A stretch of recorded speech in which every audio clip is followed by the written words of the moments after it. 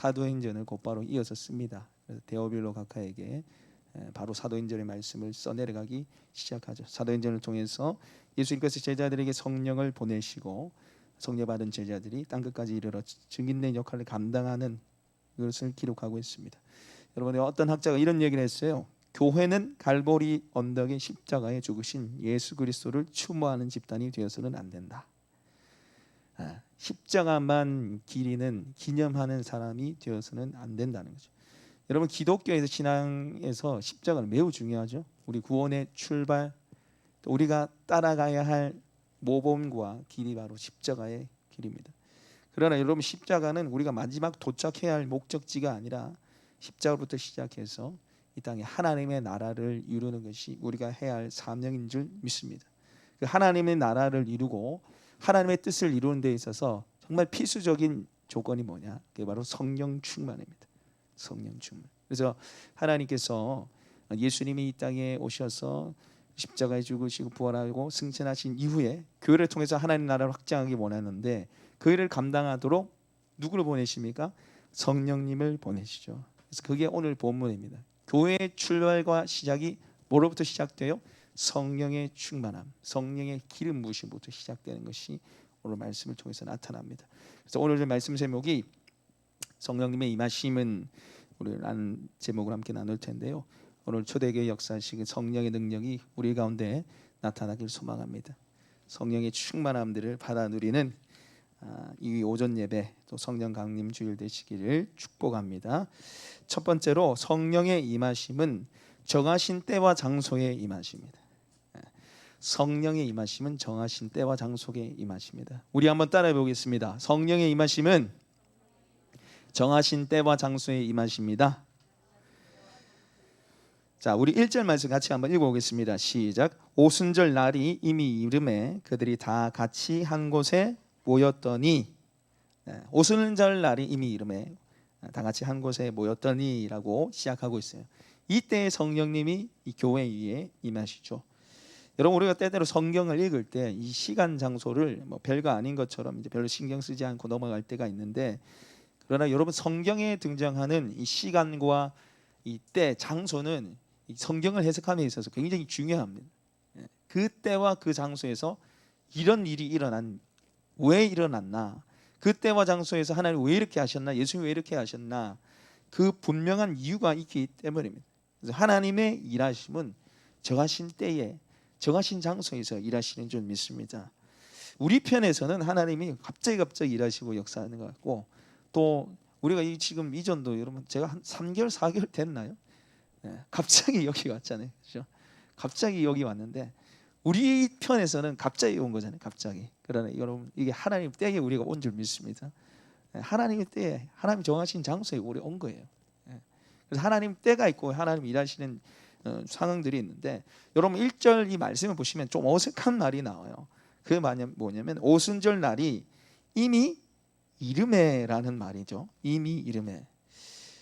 오순절 날이 뭐 되어서 뭐 이런 표현이 아니라 이미 이름에라는 말을 씁니다. 여러분, 오순이 뭡니까? 오순절이 다섯, 오는 다섯을 말하고 수는 10을 말하는 것입니다. 그러니까 예수님이 십자가에 못 박힌 6월절부터 시작해서 그 50일째 되는 구약의 절기의 오순절이 있잖아요.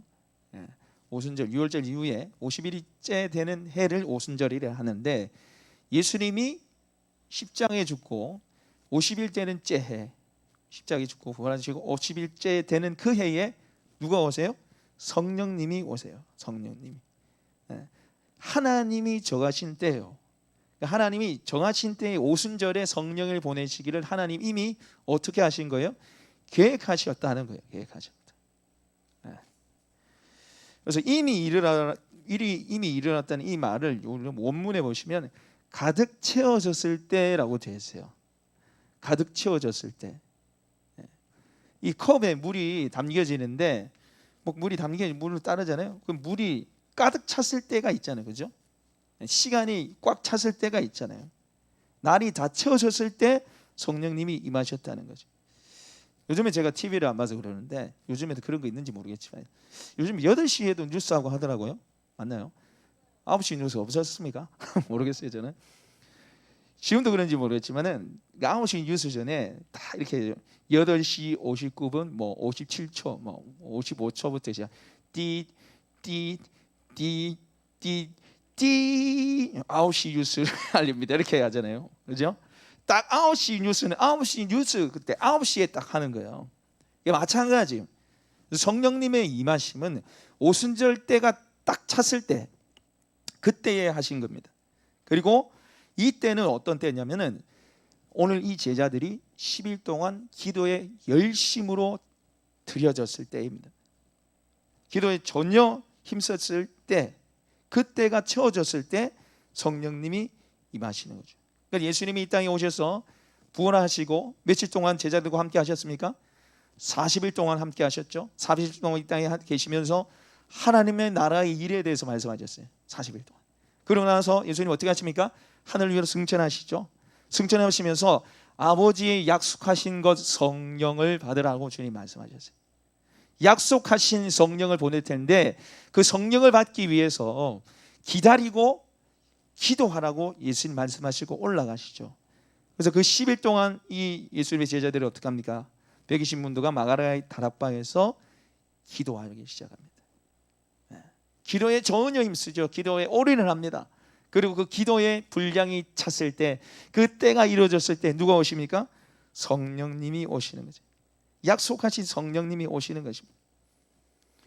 여러분 10일이라는 예수님이 부활하시고 승천하신 뒤에 그 10일이라는 기도의 때, 기도의 분량이 채워졌을 때 성령님이 임하시는 거죠. 여러분 기도는 로또가 아니에요. 기도는 복권이 아닙니다. 여러분 기도는 어쩌다 한번 얻어 걸리는 게 아니에요. 기도 한 번으로 대박나고 그런 게 아니라는 거죠. 기도는 우리의 땀과 눈물을 요구합니다. 기도의 분량을 채워야 된다는 거예요.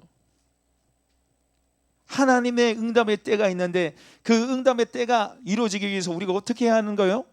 기도의 분량을 채워야 되는 거예요. 하나님의 때가 있단 말이에요. 낙심하지 말고 기도해야 되는 거죠.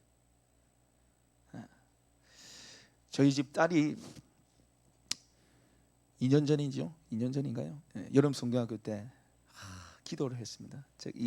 제가 여기 깔고 새벽기도 오시는 분들 보아서 알겠지만 매트에 제가 깔고 제 새벽마다 기도하니까 저희 집 딸이 이제 여름 성경학교 앞두고 있는데 그때 주일학교에 여자애들이 한 명도 없어요. 자기만 혼자 여자예요.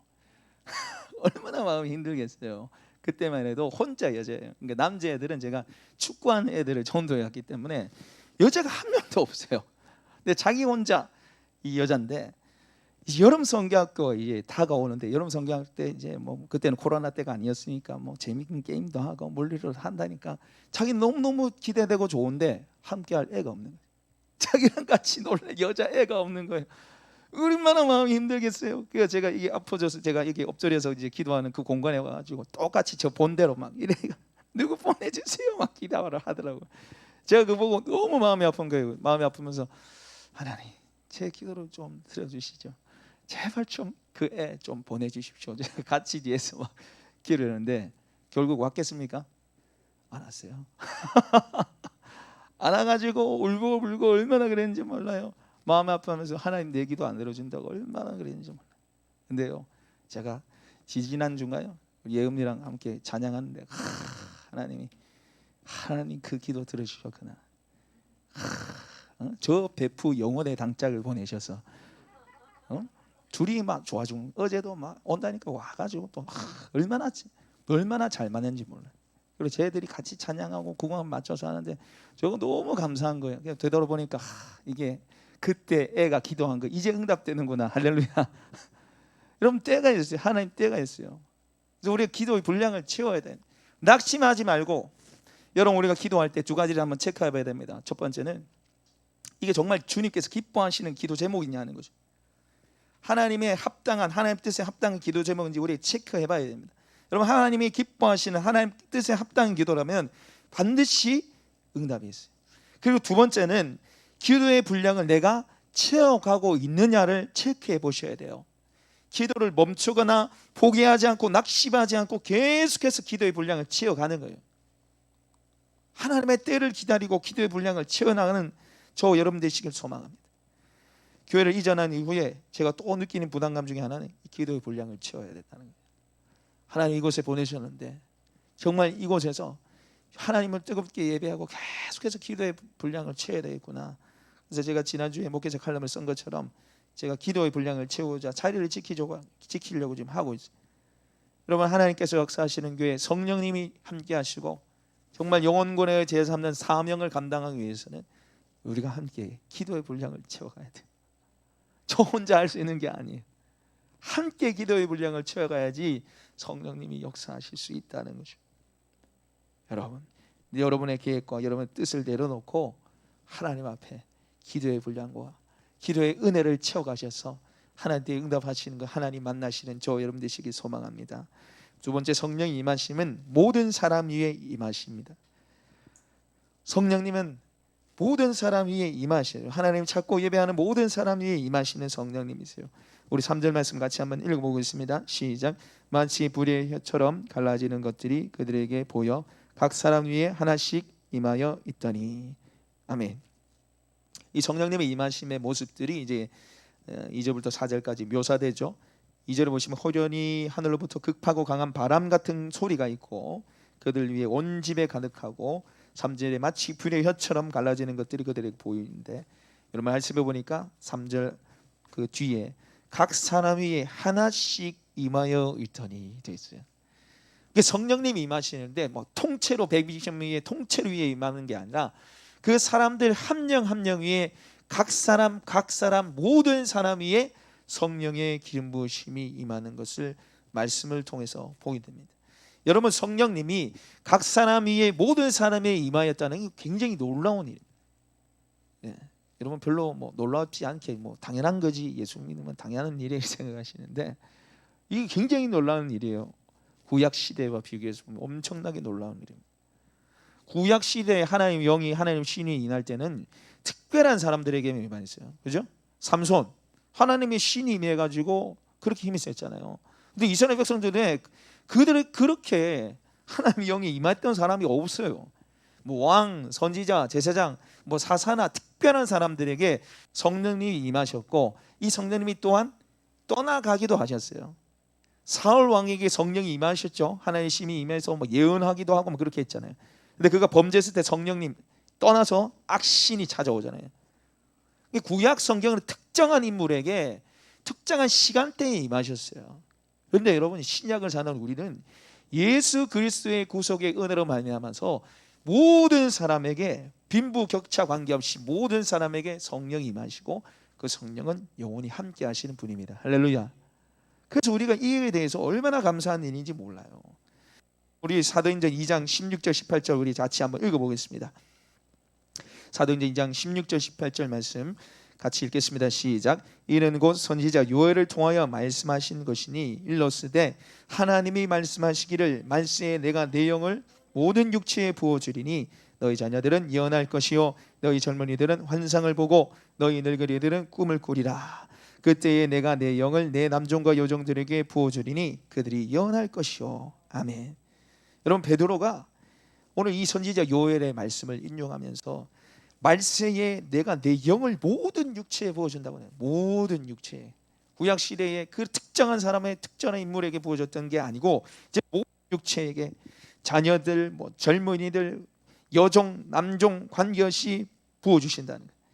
가난하든 부유하든 잘났든 못났든 아이든 늙은이든 여자든 남자든 관계없이 모든 하나님의 백성들에게 성령을 부어주신다는 거죠. 부어주신다. 여러분, 왜 하나님이 성령을 부어주시길 원하실까요? 하나님 왜 우리에게 성령을 주십니까? 여러분, 성령님은 하나님이 우리에게 주실 수 있는 최고의 선물입니다.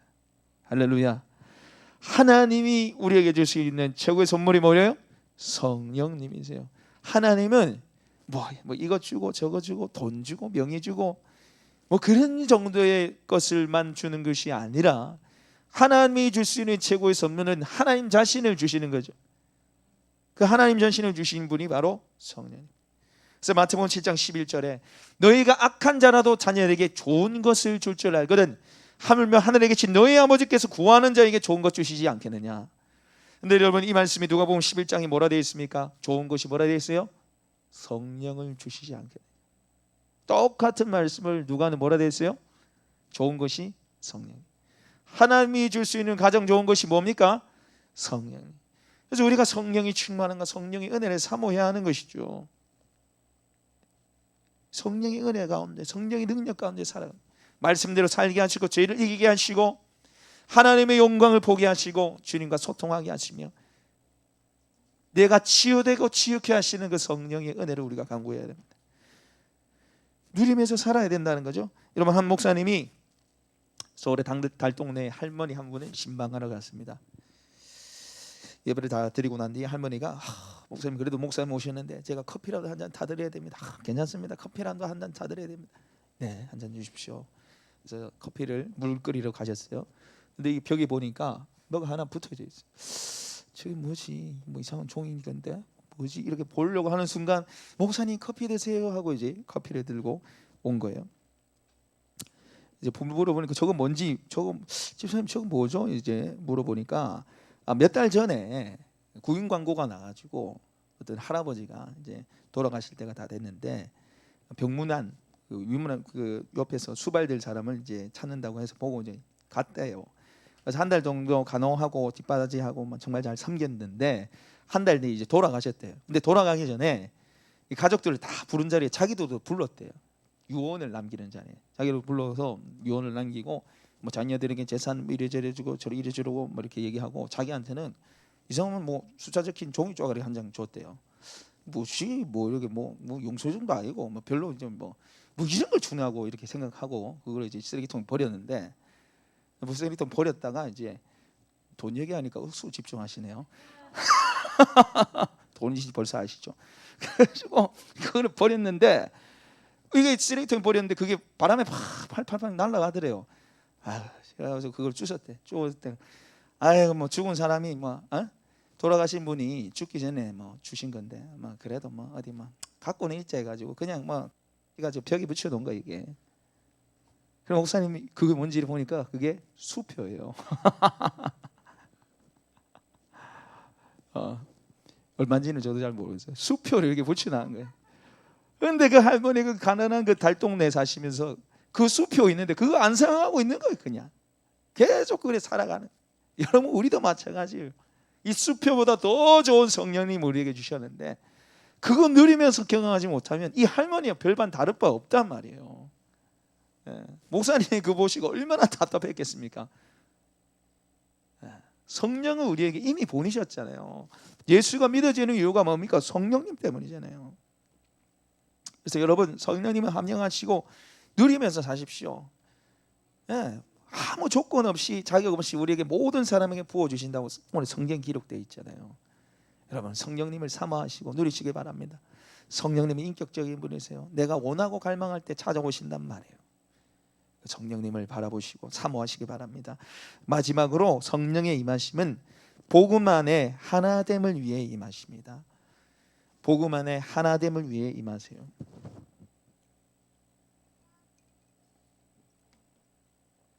여러분 오늘 본문에 등장하고 있는 놀라운 기적 중에 하나는 이 120명의 제자들이 성령을 받고 난 뒤에 언어가 뚫렸다는 거예요.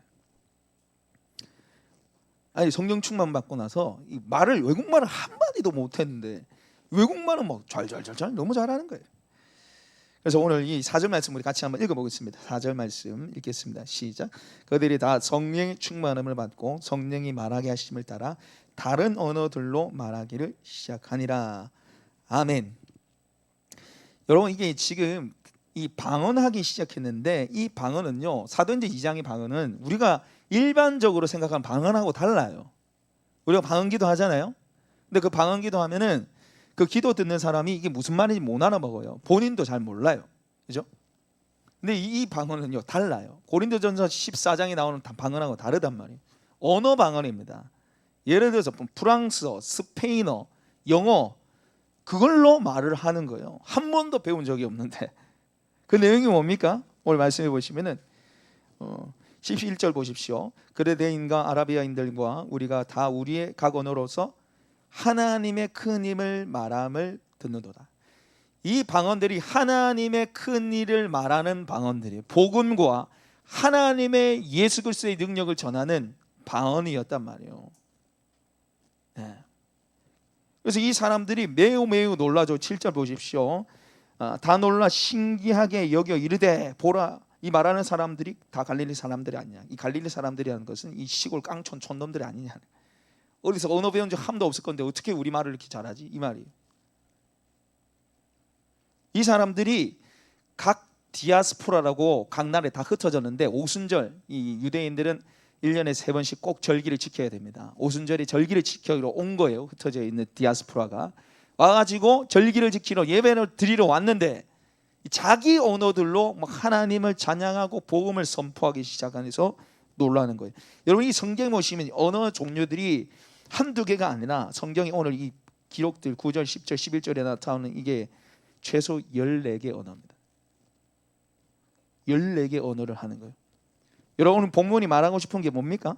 성령 받아서 영어 마스터 하라는 거예요. 성령 충만 받아서 스페인어, 영어, 프랑스어 4개국어, 5개국어 마스터 하라는 거예요. 네이티브 스피커 되라는 말입니까? 성령 받아서 어학 연습이 악기라는 겁니까? 여러분 오늘 이 말하고 싶은 게 뭐냐면 성령의 임하심을 통해 온 민족과 백성들에게 복음이 선포되는 걸 말하고 있어요. 이 선포되는 복음을 통해서 복음 안에 하나됨을 지금 얘기하고 있는 거예요. 여러분 9절 말씀부터 보시면은 우리는 바데인과 메데인과 엘라미안인과 또 메소포디아 여기까지가 로마의 동쪽 끝입니다. 그 다음에 나온 유대는 이제 지금 이 예루살렘 땅을 말하죠. 갑바도기아, 본도, 아시아, 부르기아, 밤빌리아 여기가 어디냐면은 소아시아지.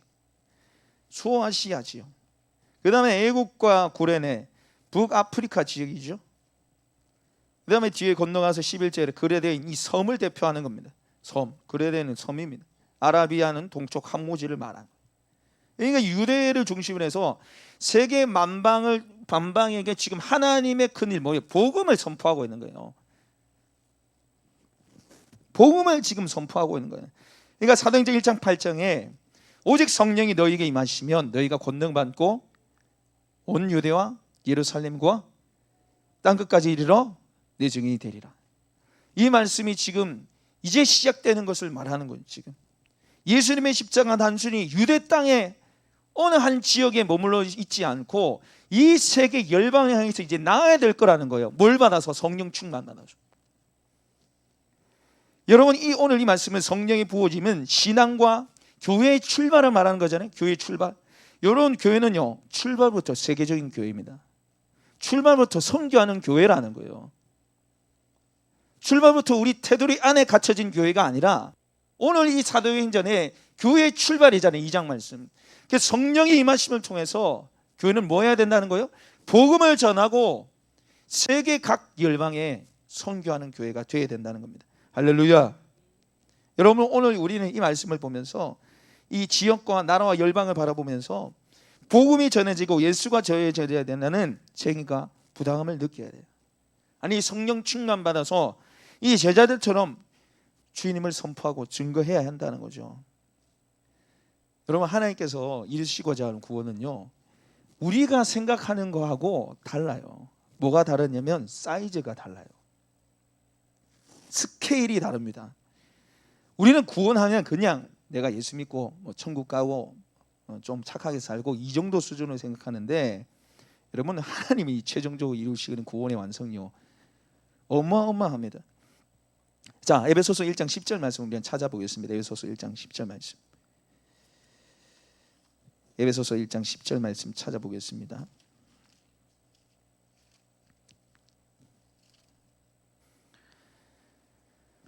에베소서 1장 10절 말씀 같이 한번 읽어보겠습니다. 에베소서 1장 10절 읽겠습니다. 시작. 하늘에 있는 것이나 땅에 있는 것이 다 그리스도 안에서 통일되게 하려 하심이라. 하나 되게 만든다. 여러분 저 보십시오. 오늘 이 사도행전의 이 말씀은요 지금 창세기 11장에 나오는 바벨탑 사건의 회복을 말하는 거예요. 자, 바벨탑 사건이 왜 일어났습니까? 하나님 대접해서 탑을 쌓았죠. 근데 하나님 그거 못 보시고 내려와서 언어를 혼잡해 했잖아요. 야, 물 줘, 시멘트 줘. 벽돌 말이 안 통하게 만들었죠. 언어가 갈라지고 나라가 분열됐습니다. 뭐로? 죄로 인해서. 그런데 이것을 통합되게 하나 되게 만들었어요. 뭘로? 성령의 충만함으로 복음으로 하나 되게 지금 만들어 가시는 거예요. 이 하나님의 구원의 완성이요, 그냥 내가 예수 믿고 천국 가 이 정도 수준이 아니라니까요. 하나 되게 만드는 거예요. 하나 되게, 그리스도 안에서 통일되게 만드는 거예요. 분열을 하나 되게 만드는 거예요. 온 땅이 예수를 바라보고 하늘에 있는 것이나 땅 아래에 있는 것이나 통일되게 만든다, 하나 되게 만든다는 거죠. 복음 안에서 성령의 능력 가운데 하나 되게 만드는 것이 하나님이 우리를 통해서 이루시고자 하는 구원의 완성이라. 여러분, 내 가정, 우리 주 안의 교회, 이 테두리 안에서만 갇혀서 여러분 신앙생활 하시면 안 된다는 의미예요. 교회의 출발 자체가, 여러분, 세계적인 교회고 교회의 출발 자체가 선교하는 교회라니까요. 이 테두리 안에 갇혀서, 이 우물 안에 갇혀서 사시면 안 돼요. 여러분, 오늘 이 성령의 역사는요, 그죠? 막 바람같이 불같이 임하는 막 방언이 터지고 이거 얘기하고 싶은 게 아니라, 결국 이 현상들을 통해서 뭘 하고 싶어 하신다는 거예요? 열방 가운데 복음을 전하고, 그 복음으로써 새 사람 분열될 것을 하나 되게 만들길 원하시는 하나님의 뜻이 여기에 담겨져 있습니다. 그리스도 안에서 하나 되게 하는 것, 그게 우리가 목표해야 할 일이라는 거. 복음으로 말미암아 나라와 지역을 흔들어 놓는 일을 해야 돼요. 여러분, 오늘 이 제자들이 성령 받고 반응했을 때 이 들었던 사람들이 반응이 어떻습니까? 우리 다시 한번 돌아가 볼까요? 사도행전 2장 다시 돌아가 보겠습니다. 2장 6절 말씀 보겠습니다. 6절 읽겠습니다. 시작. 이 소리가 나매 큰 무리가 모여 각각 자기 방언으로 제자들이 말하는 것을 듣고 소동하여. 반응이 듣고 소동함입니다. 듣고 소동함. 7절 보십시오. 다 놀라 신기하게 여겨 이르되. 13절 보십시오. 어떤 이들은 조롱하여 이르되 그들이 세술에 처했다 하였더라. 여러분, 오늘 이 제자들이요, 성령을 받아서 하나님의 큰일, 복음을 선포했을 때 이 사람들이 놀랐습니다. 심히 놀랐어요. 때로는 조롱하기도 합니다. 여러분, 제자들이 복음을 받아서 선포했을 때 전부 다 당황하고 놀라고 조롱하기도까지 했습니다. 여러분, 성령의 역사, 복음의 역사가 일어나는 곳에는 그저 조용히 넘어가는 법이 없어요. 성령님이 역사하시는 공간에는, 복음이 역사하는 공간에는 그저 조용히 넘어가는 법이 없어요. 어떻게 성령님이 역사하고 복음이 일어나는데 잠잠할 수 있습니까? 여러분, 성령님이 역사하시면 복음이 선포되면 두 가지 반응이 일어납니다. 우리 한번 따라 보겠습니다. 회개와 핍박. 복음이 선포되고 성령이 역사하시면 회개와 핍박이 같이 일어나요. 자, 이후에 사도 베드로가 일어나서 복음을 전하죠. 십자가 전했습니다. 부활을 전했습니다. 그래서 몇 명이 돌아와요? 5,000명이 돌아오고 3,000명이 돌아와요. 회개의 역사가 일어나요. 근데 똑같이 복음을 전한 스데반에게 무슨 일이 일어났습니까? 핍박이 일어나고 순교가 일어났단 말이에요. 그러니까 복음이 선포되는 현장에는 소동이 일어나고 뭐가 일어나게 돼 있어요. 받아들이지 않는 자들은 핍박하는 것이고, 받아들이는 자는 회개하고 돌아오게 돼 있는 거죠. 여러분, 우리 교회가 들었으면서 이 간판 문제로 우리 건물을 요동케 했습니다. 그죠? 네? 십자가 이거 갖고 얼마나 그랬어요? 이 십자가 문제 해결되니까 뒤에 간판 달았다고 또 얼마나 그럽니까? 네? 십자가 당장 떼라고 간판 떼라고 얼마나 욕을 먹었습니까? 여러분, 이제는 이 간판 때문에 말고 십자가로 이 지역을 요란케 만들어야 돼요. 복음으로 이 지역을 흔들어 놔야 된다는 거예요. 여러분, 우리가 전도하고 이러면 저도 그런데 그 교회 제가 봤어요. 조한의 교회 제가 봤어요. 제가 현진 일차 하는데 그 간판 봤어요. 그 얘기 들으면 참 기쁘잖아요. 우리 교회를 안 해. 감사하다 이랬는데 거기 만족하시면 안 됩니다. 교회 어디 있지? 교회 저기 있더라. 2층에 교회 들어섰네. 이 정도 수준으로 만족하면 안 된다는 거예요. 저기 교회 들어왔는데 맨날 전도하고 시끄럽더라. 뭐 이상한 소리 해서고 이런 사람들이 있고, 저 교회 들어서니까 정말 하나님이 저 교회 역사하셔서 하나님 살아계신 것 같고, 나도 좀 예수를 믿어보려고 좀 해볼까, 이런 일들이 일어나야 된다는 거예요. 그냥 잠잠하게 무던하게 조용하게 가는 게 아니고요, 성령이 역사하는데, 복음이 역사하는데 어떻게 조용하게 그냥 갑니까? 여러분, 이 성령 강림 주일에 우리에게 찾아오신 성령님 여러분 바라보시면서 교회를 통해서 이 지역과 이 열방이 정말 뒤흔들어지는 역사를 일으키시는 저 여러분 되시길 소망합니다. 그 꿈을 하나님이 꾸고 계시는 거예요. 그냥 내 교회, 내 테두리 안이 아니라 하나님 지역을 요렇게 하시고 세계 열방을 뒤흔들길 원하신다는 거죠. 그 꿈들을 바라보시면서 성령 충만 받아서 예수 그리스도를 증거하시는 저 여러분 되시길 소망합니다. 오늘 우리에게 주신 말씀 기억하시면서 우리 함께 기도했으면 좋겠어요. 기도하실 때 오늘 말씀을 여러분 기억하시면서, 여러분, 하나님은 기도의 양이 채워질 때 성령이 임하시고 응답이 일어나는 거죠. 그리고 모든 육체에게 성령 부으